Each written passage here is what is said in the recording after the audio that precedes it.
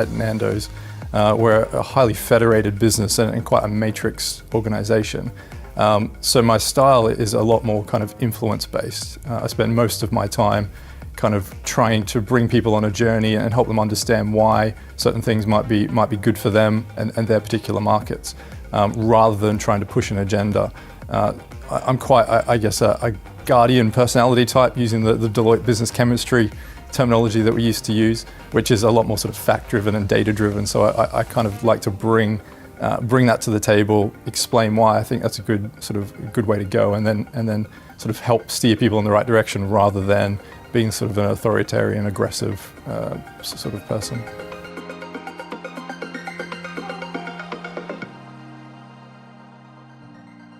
From a sort of overall industry perspective, I think companies that didn't used to really think about the cybersecurity space are now worrying about it in a lot bigger way. I think Nando's is a prime example. I'm the first CISO position that they've had.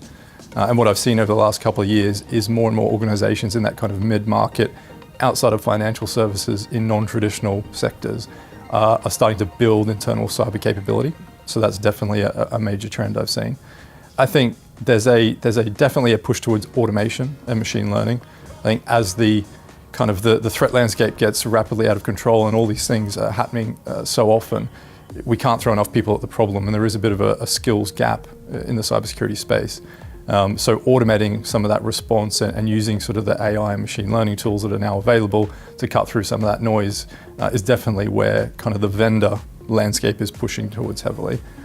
And then I think from a kind of a corporate governance perspective, a sort of a risk management perspective, cybersecurity professionals are being asked to justify themselves in a lot more quantitative way. Previously, we probably got away with some generic heat maps and some sort of critical high, medium, low type risk scoring. But now the board is really looking for return on investment, and what is the cost benefit of particular security investments. So that means we're having to look towards more quantitative models, more sort of value at risk models that have been historically used in other industries and now sort of coming into the vernacular in cyber. And I think we're having to be a little bit more nuanced about the way we articulate cybersecurity, and we can't rely on intuition and gut feel anymore. We need to bring more data and analysis to the table.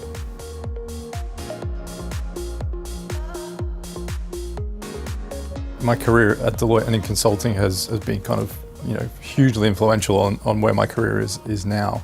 I think the exposure I've had to massive multinational corporations operating in many countries and across a whole range of industries has really just sort of given me the confidence to feel like I've seen these problems before.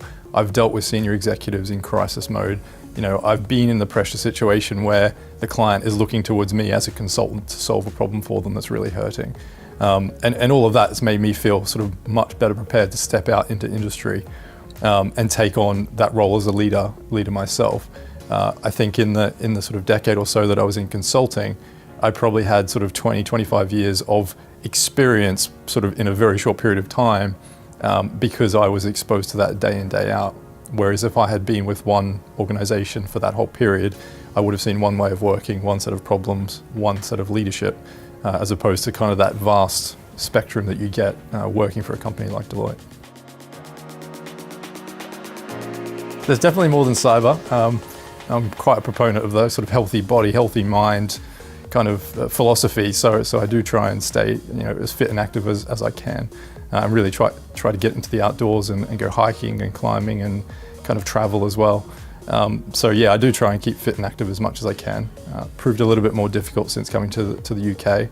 It's a bit of a different proposition getting up at 5 in the morning to go for a ride in London than it is in suburban Brisbane.